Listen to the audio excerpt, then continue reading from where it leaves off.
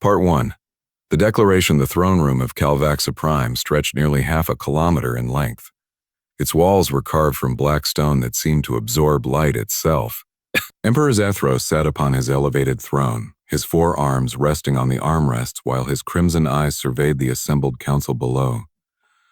The Calvaxian ruler stood over 3 meters tall, his scaled skin shimmering with a deep purple hue that marked him as royalty among his kind.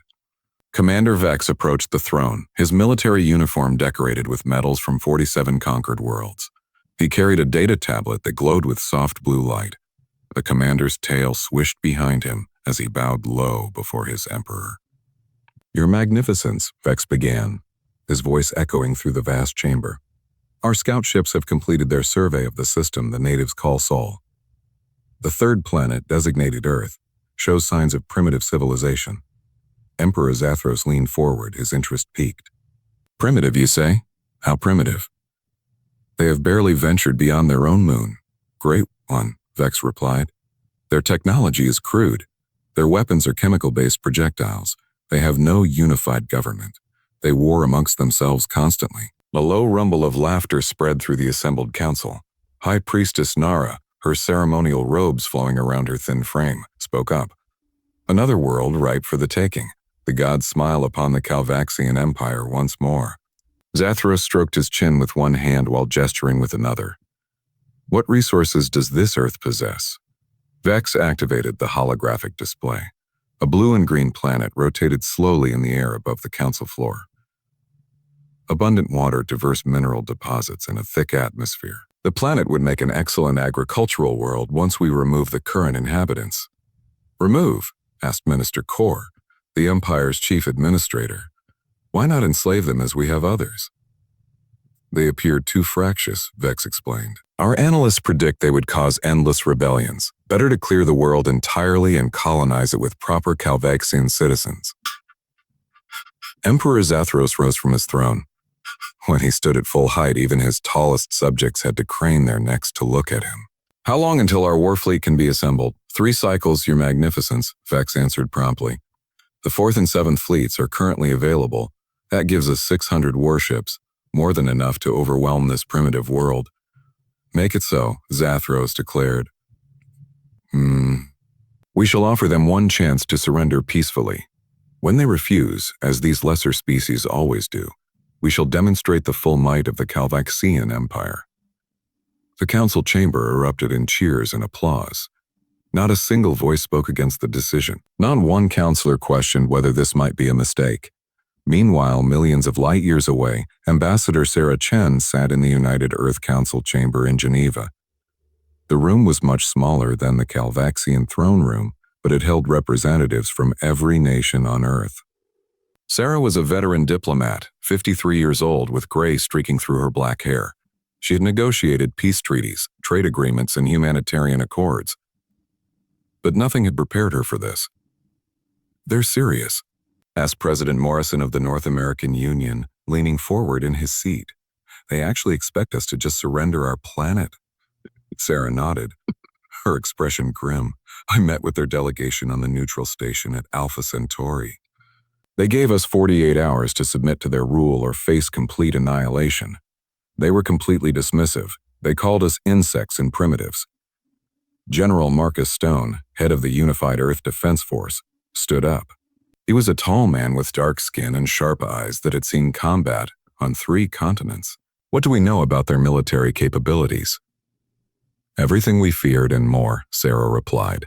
She activated the holographic display showing the Calvaxian war fleet.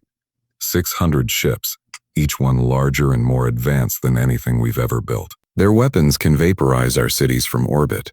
Their shields can deflect our strongest missiles. "Then we're finished," whispered Chancellor Hoffman of the European Federation.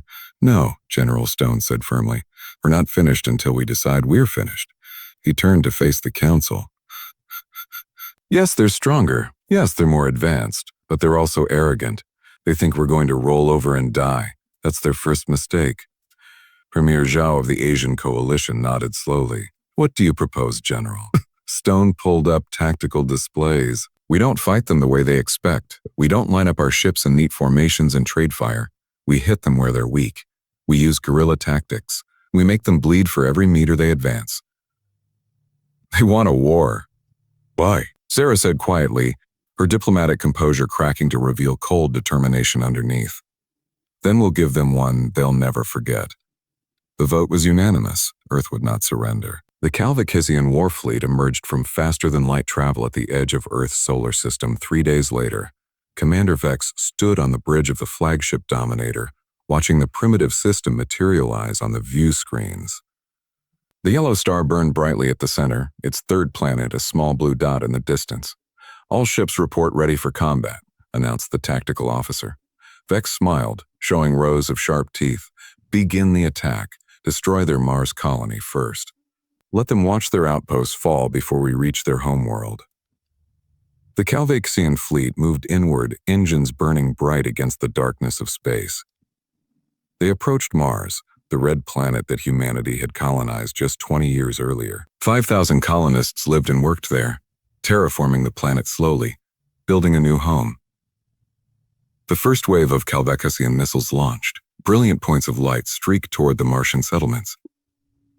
But before they could strike, the space around Mars erupted with defensive fire. Hidden weapons platforms that the Calvicians hadn't detected suddenly activated. Railguns fired solid projectiles at incredible speeds. Laser arrays focused their beams on incoming missiles. They were ready for us, Vex said, surprised. How did they know our approach vector? His tactical officer worked frantically at his console. They've mined the entire approach with stealth satellites. We're taking fire from all directions. A Calvician shields held against the initial assault. The sheer volume of fire was unexpected. 3 escort vessels took damage. One lost power completely and began drifting. This shouldn't be possible, Vex muttered. They're primitives. On Mars, Colonel James Rodriguez watched the battle from the underground command center. He was 42 years old, a career military officer who had volunteered to lead the Mars Defense Force. Around him, technicians monitored hundreds of displays showing the battle unfolding in orbit. All platforms, switch to pattern Delta, he ordered calmly. Target their damaged vessels. Let's see how well they protect their wounded. The defensive platforms shifted their fire. The Calvicians moved to protect their damaged ship, clustering their formation. That was exactly what Rodriguez wanted. He pressed a button on his console. Fire the package. Hidden among the legitimate defense platforms were 3 experimental weapons that Earth scientists had been developing for years. Nuclear pumped X-ray lasers, each one powerful enough to burn through starship armor. They fired simultaneously, their beams converging on the shield generators of the lead Calvician destroyer. The shields collapsed. The armor melted. The destroyer broke apart in a silent explosion that lit up the Martian sky. Vex stared at the tactical display in shock.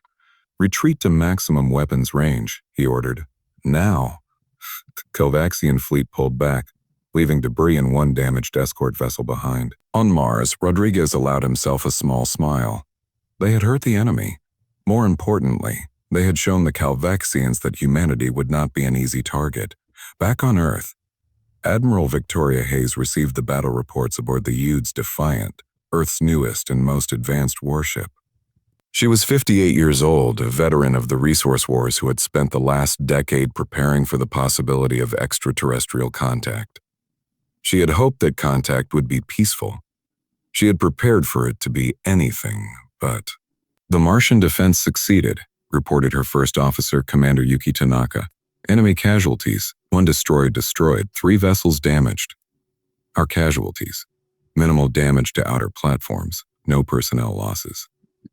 They'll be more cautious now, Hayes said, studying the tactical plot. They know we have teeth, but they'll still come. Pride won't let them retreat now. What are your orders, Admiral? Hayes looked at the stars visible through the bridge viewports. Somewhere out there, 600 enemy ships were planning their next move. Earth had maybe 50 vessels that could even reach space combat altitude, and most of those were converted civilian ships with weapons hastily bolted on. We position our fleet in 3 groups, she decided. Alpha Group defends Earth directly. Charlie Group moves to the outer system. When they attack Earth, we hit them from all sides. That's a lot of space to cover with so few ships, Tanaka pointed out. We're not trying to defend space, Hayes replied. We're trying to make them think twice about every decision. We're going to make this expensive for them. Expensive that they'll wish they had never heard of Earth. Over the next 36 hours, both sides prepared for the main engagement. The Calvaxians reorganized their fleet, brought forward their heavy battle cruisers, and deployed additional reconnaissance drones. They were taking the humans seriously now, but Vex remained confident. They still had overwhelming superiority in numbers and technology. Earth's forces positioned themselves according to Hayes's plan. The converted freighters and mining vessels that made up the bulk of humanity's space fleet didn't look like much, but their crews were determined. Engineers worked around the clock to install additional weapons and improve shields. Pilots practiced attack runs in simulators. Ground forces prepared for the possibility of planetary invasion. In homes across Earth, families watched the news broadcasts. They saw images of the Calvaxian fleet. They heard experts explain that Earth's chances were slim. But they also saw something else. Their leaders standing firm, their military refusing to give up, their scientists working miracles with limited resources. The people of Earth had spent all of recorded history fighting each other. Wars over resources, territory, ideology, and religion had marked every century of human existence. But now, facing an external threat, something changed. Old grudges were set aside. Ancient enemies became allies. Humanity began to understand what it meant to fight not as nations, but as a species. In the Calvaxian fleet, Commander Vex paced his bridge, his forearms gesturing as he outlined his strategy to his senior officers. We will advance in a standard battle formation. Our heavy cruisers will bombard their orbital defenses from maximum range while our destroyers move in to engage any ships that emerge. Once we establish orbital superiority, we will begin surface bombardment of their major cities. Within one cycle, Earth will surrender. His officers nodded their agreement. The plan was sound. The humans couldn't possibly stand against such overwhelming force. But as the Calvaxian fleet began its final approach to Earth, none of them noticed the small thermal signatures hiding among the thousands of rocks and ice chunks in the asteroid belt. They didn't detect the stealth ships powered down to minimal systems in the outer solar system. They didn't understand that humanity had spent centuries perfecting the art of ambush warfare.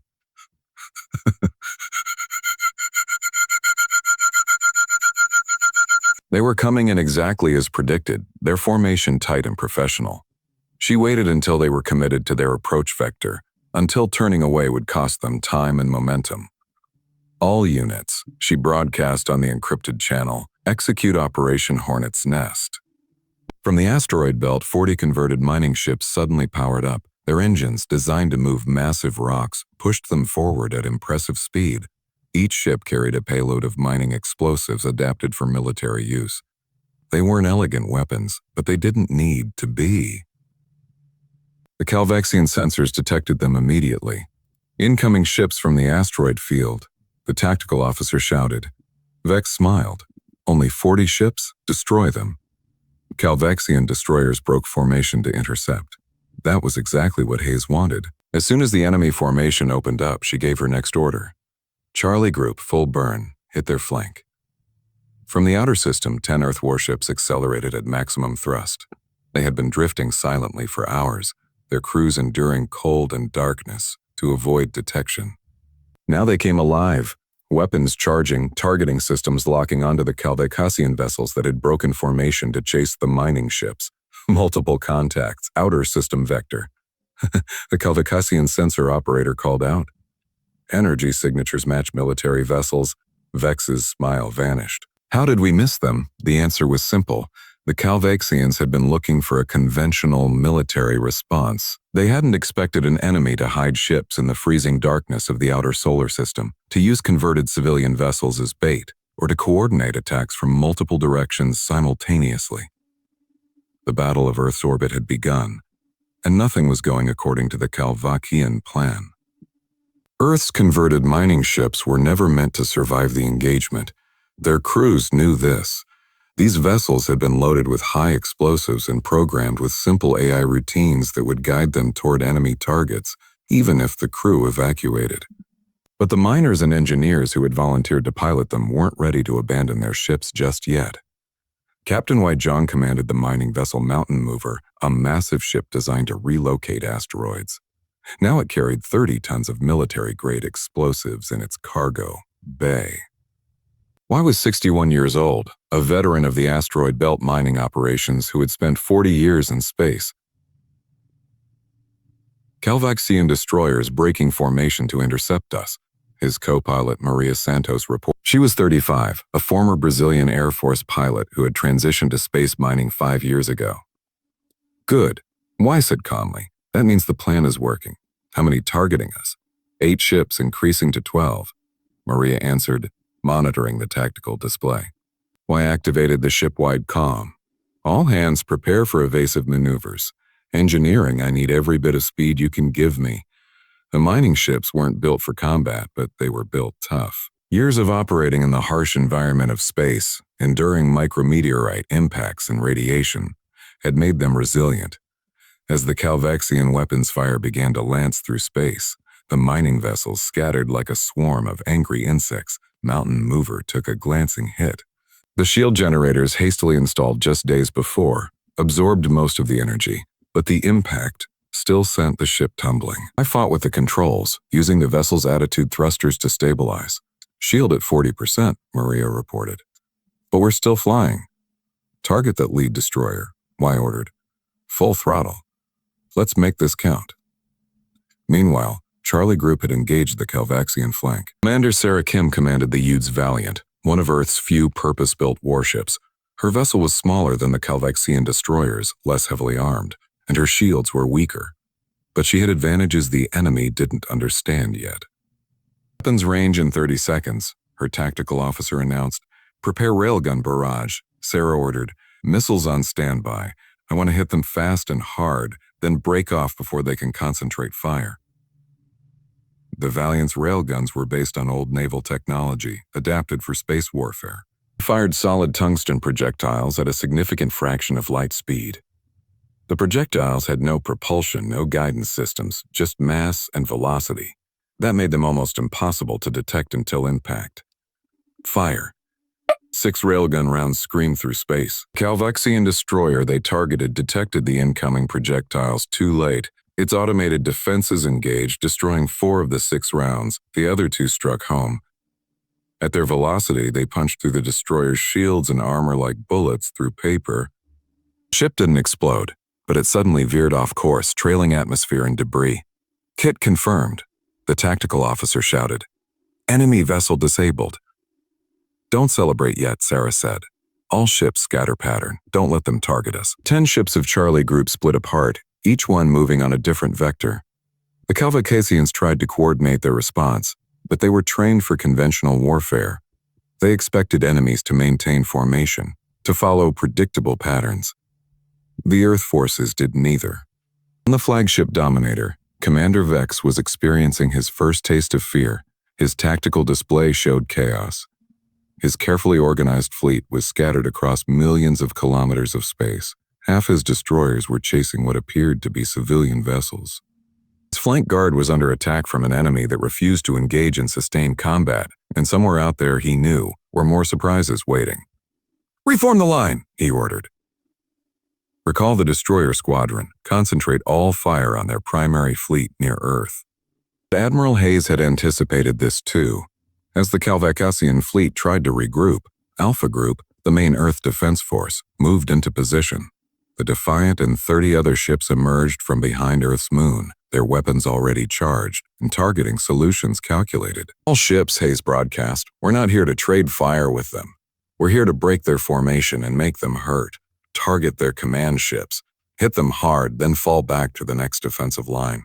The Earth vessels opened fire simultaneously. Vessels' railgun rounds and energy weapons converged on the Calvaxian heavy cruisers at the center of their formation. The enemy shields held, but the sheer volume of fire forced the Calvaxian fleet to divert power from weapons to defense. In that moment of defensive posture, Captain Zhang saw his opportunity. Mountain Mover had taken 3 more hits, and his shields were gone. Fires burned in sections of the ship despite the lack of atmosphere. Half his crew had evacuated in escape pods. He and Maria were still at the controls. A command ship. I said, pointing at the Dominator on his display. That's our target. Maria looked at him, understanding in her eyes. We won't make it. They'll destroy us before we get close enough. Maybe, Y agreed. We might distract them long enough for someone else to get through. And if we do make it, he smiled, 30 tons of explosives will ruin their day. Maria nodded and gripped the controls tighter. For Earth, Y echoed. Mountain Mover accelerated toward the flagship, burning its engines beyond safety limits.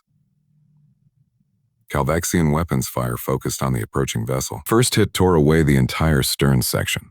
The second penetrated the engineering deck, killing the few remaining crew members there. The third destroyed the navigation systems. But Y and Maria were still alive, still flying. The old miner's hands moved across the manual controls with the skill of 40 years' experience. He didn't need sensors or computers. He could fly by instinct, by feel. 10 kilometers. Maria counted down. 8, 6. Dominator's point defense systems engaged, filling space with defensive fire. A round punched through Mountain Mover's bridge, and Maria's console exploded. Y felt the heat hurt her scream, but he didn't look away from his objective. 3 kilometers. 2. Y armed the payload. His right hand was bleeding, and his vision was blurring, but he could see the enemy flagship growing larger in his viewport. This is for every human being they threatened, he whispered. Mountain Mover struck the Dominator's shields at full velocity. The mining ship was already breaking apart, but the shields had been weakened by sustained combat. The vessel punched through and impacted the flagship's hull. 30 tons of explosives detonated in a blast that could be seen from Earth. Commander Vex was thrown from his feet. Alarms shrieked throughout the ship. Damage report, he shouted. Breach index 9 through 15, his damage control officer reported. Shield generators offline. Primary weapons offline. We're venting atmosphere from multiple locations. Impossible, Vex muttered. They're primitives. They're supposed to be primitives. But as he looked at his tactical display showing his scattered fleet, his damaged flagship, and the Earth forces that continued to harry his vessels from all directions, Vex began to understand a terrible truth. Technology and numbers weren't everything. These humans fought with a desperation and creativity that the Calvaxian Empire hadn't encountered in generations. Admiral Hayes watched the explosion that consumed Mountain Mover. She had known Captain Y personally, had shared drinks with him at the Mars colony 5 years ago. She took a moment to honor his sacrifice, then returned her attention to the battle. All units, the enemy flagship is damaged. Press the attack. Charlie Group, swing around and hit them from behind. Bravo Group, emerge from the asteroid belt now. We end this here. Battle raged for 3 more hours. The Calvaxians, despite their technological superiority, found themselves constantly reacting instead of acting. Every time they tried to establish a formation, Earth forces would hit them from an unexpected angle. Every time they thought they had cornered an enemy ship, it would use some unconventional tactic to escape or counterattack. As the twin suns rose over Earth, illuminating the blue planet in golden light, the Calvaxian fleet finally began to retreat. They left behind 18 destroyed vessels and twice that many damaged ones. The survivors limped away from Earth's orbit, their pride as shattered as their ships. On the Defiance Bridge, Hayes allowed herself to feel exhausted. They had won this battle, but at a terrible cost. 23 Earth vessels had been destroyed. Over 4,000 personnel were dead, including Captain Y Zhang and hundreds of other heroes who had sacrificed themselves to protect their homeworld. Should we pursue? Commander Tanaka asked. Hayes shook her head. No, let them go. Let them report back to their emperor what happened here today. Let them tell him that Earth is not as primitive as he thought. In his quarters, Emperor Zephyros received the battle reports with growing disbelief and rage. His simple conquest had turned into a disaster. He had lost nearly 1/10 of his fleet to a species that wasn't supposed to be able to fight back. Assemble the second and third fleets, he ordered darkly. If the humans want a war, we shall give them a war that will break them completely. But as he spoke those words, Zathras didn't yet understand that he had already made his greatest mistake. He had challenged a species that had survived ice ages, plagues, and countless wars against itself. He had attacked a world that had evolved every form of life from the deepest oceans to the highest mountains, under conditions that most of the galaxy considered barely habitable. He had declared war on Earth, and Earth was just getting started. The fall of an empire, the emergency session of the Calvaxian High Council, lasted for 3 days. Emperor Zathros had not slept since receiving Commander Vex's reports from the Sol system. His crimson eyes were bloodshot, his movements jerky with suppressed fury. The throne room, usually filled with confident advisors and cheerful petitioners, now echoed with arguments and recriminations.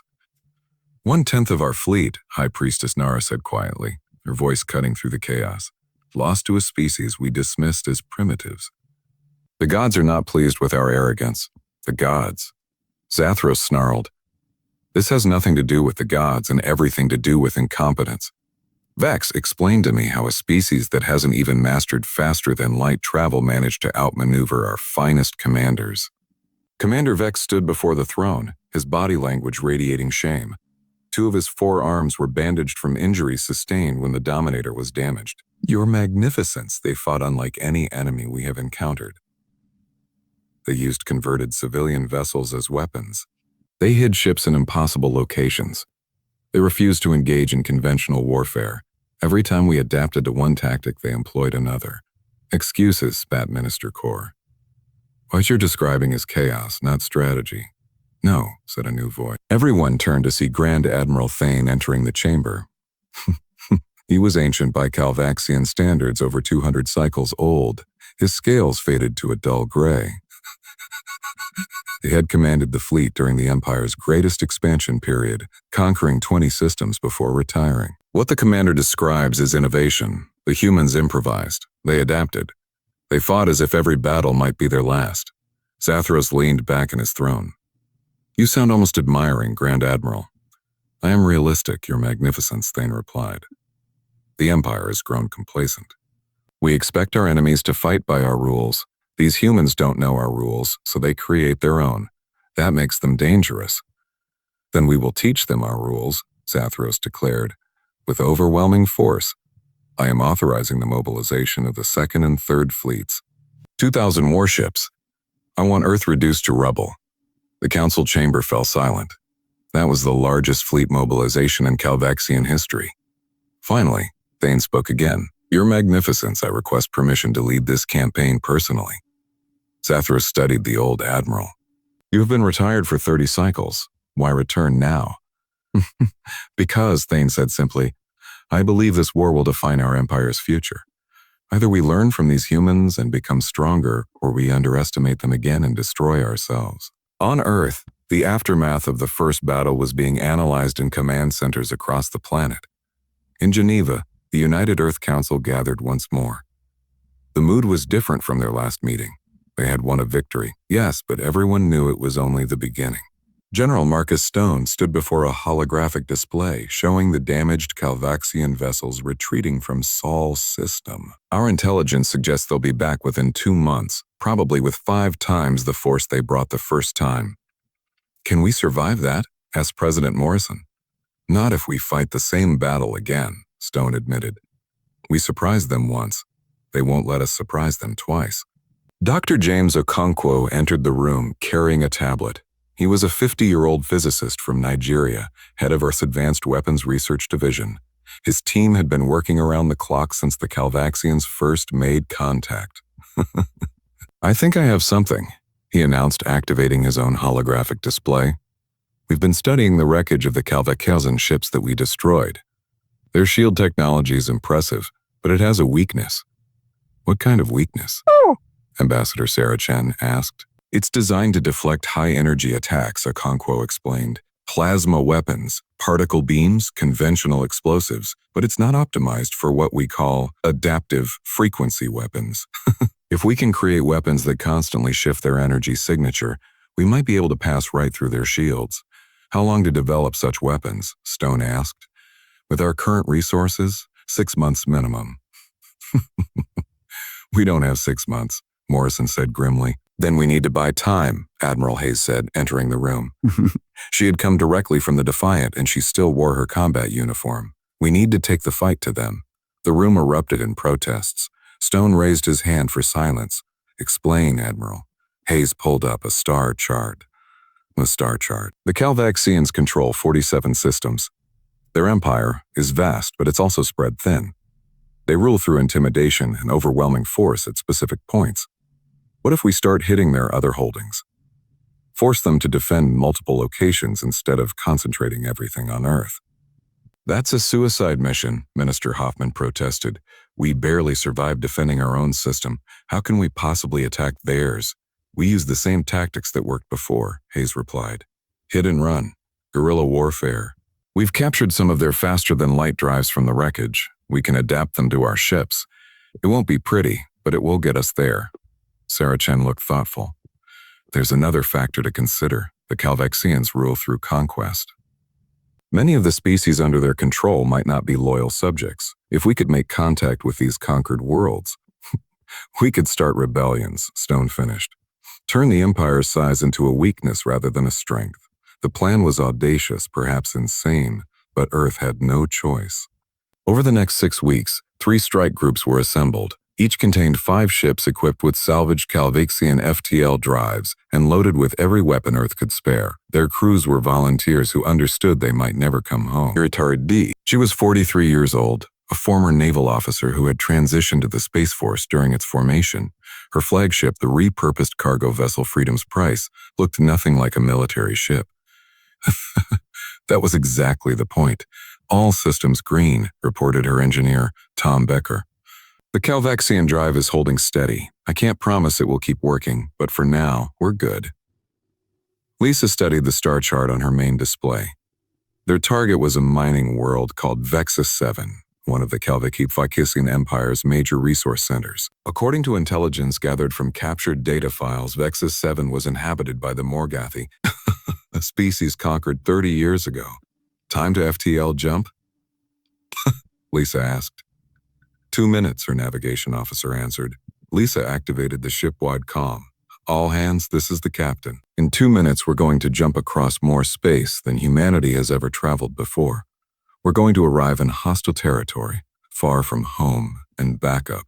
As they prepared to leave, Lisa received a final message from the surface. Captain Martinez, we will remember what you did here. We will tell others. The Empire thinks it has crushed all hope. You've just rekindled it. Lisa felt tears in her eyes. Fight well, friends. And maybe someday when this is over, we'll meet again in peace. The Freedom's Price jumped back into FTL, leaving behind a world that was beginning to rise in rebellion. Similar scenes played out across the Calvexian Empire as strike groups Beta and Gamma hit other targets. Each successful raid inspired more worlds to question their oppressors. Each act of defiance showed that the Empire could be hurt. The galaxy was learning that humanity, despite being outnumbered and outgunned, refused to surrender. Back on Calvaxa Prime, Emperor Zathros received reports of rebellions breaking out on multiple worlds. His empire, which had been stable for generations, was suddenly fracturing. And at the center of it all were these impossible humans from a world called Earth. Grand Admiral Thane studied the reports carefully. They're trying to break our supply lines and turn our subjects against us. It's a sound strategy for an inferior force. Then stop them, Zathros roared. To stop them, we need to divide our fleet, Thane replied calmly. Which means we'll have fewer ships to attack Earth with. Every ship we send to suppress rebellions is one less ship in our main assault force. They've turned our own size against us, just as that human admiral suggested they would. Zathros slammed one of his 4 fists on the armrest. I don't care about their strategy. I want Earth destroyed. I want these humans eradicated as a lesson to the entire galaxy about the price of defying the Empire. Thane bowed his head. As you command, your magnificence. But I fear that even victory may cost us more than we can afford. Those words proved prophetic. When the massive Calvexian fleet assembled and began its journey to the Sol system, it left behind an empire that was already showing cracks in its foundation. Rebellions burned on 11 worlds. Trade routes were disrupted. Fear, the Empire's greatest weapon, was being replaced by hope. Dr. Okonkwo's team worked without rest for 6 weeks straight. The breakthrough came on a Tuesday morning when one of his junior researchers, a 26-year-old woman named Dr. Aisha Kimathi, noticed something unusual in the captured Calvexian shield generator's specifications. The frequency response time, she said, pointing at her display, right at her display. It's incredibly fast, faster than anything we can build. But that speed comes with a limitation. The system has to lock onto a specific frequency before it can adapt. If we hit it with multiple frequencies simultaneously, all changing faster than it can track, Okonkwo saw it immediately. It wouldn't know which frequency to block. The shield would effectively become transparent. Within days, they had a working prototype. The adaptive frequency cannon, or AFC, fired pulses that cycled through hundreds of energy signatures per second. When tested against a recovered Calvaxian shield generator, the results were stunning. The shield offered no protection at all. "This changes everything," General Stone said when he saw the demonstration. "How fast can we manufacture these?" "That's the problem," Okonkwo admitted. The power requirements are enormous.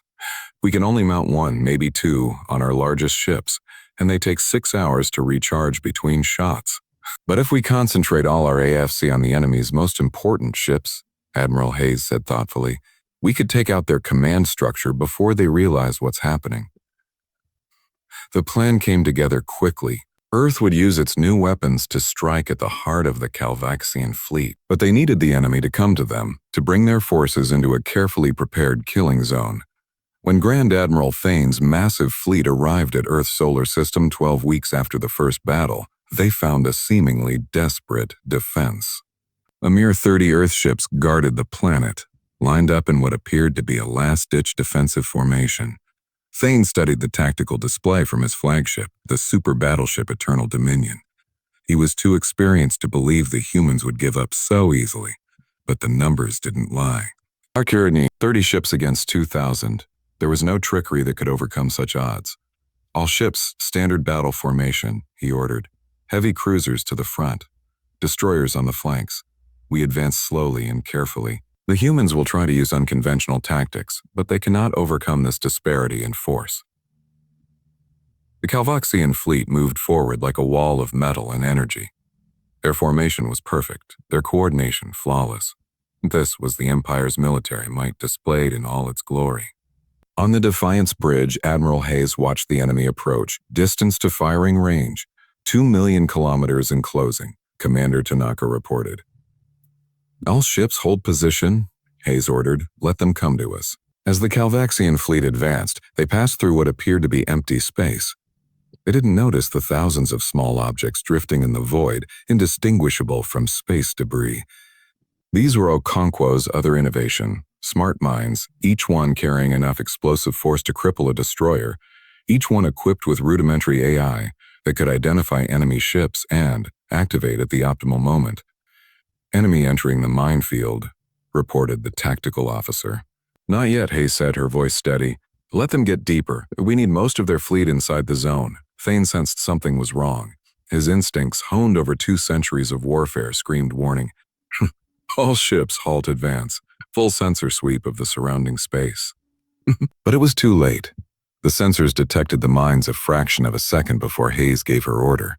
Activate the field. 5,000 smart mines detonated simultaneously. The explosions created a sphere of destruction that engulfed the leading third of the Calvaxian fleet. Shields absorbed some of the damage, but the sheer number of simultaneous impacts overwhelmed even the most sophisticated defenses. Over 200 Calvaxian ships were destroyed instantly. Twice that many were damaged. "Evasive maneuvers," Thane ordered.